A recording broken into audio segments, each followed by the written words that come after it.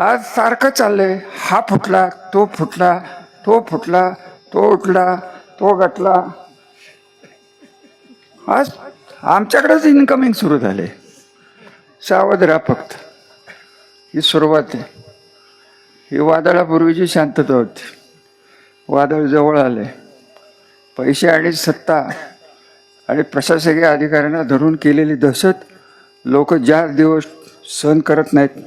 फक्त वयाच्या मानाने आजकाल जास्त फिरता येत नाही.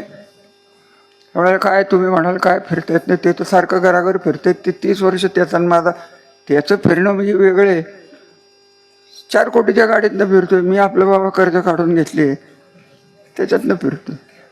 त्याच्यात माझ्या वयात 30 वर्षाचा फरक आहे. तो माझ्या डोक्यात जे विचार येतात ते तिच्या डोक्यात चांगले विचार येऊ शकणार नाहीत.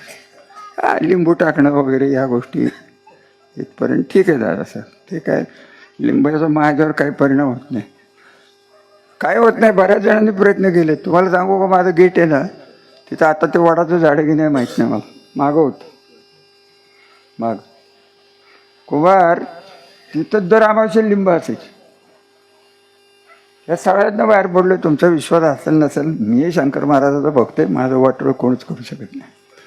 श्रीरामाचे आमच्या घराण्याला आशीर्वाद आहेत. आम्हाला काय अयोध्याला जायला लागत नाही. आमचा राम आहे. आमच्या रामाचे आशीर्वाद म्हणजेच अयोध्याच्या रामाचे आशीर्वाद.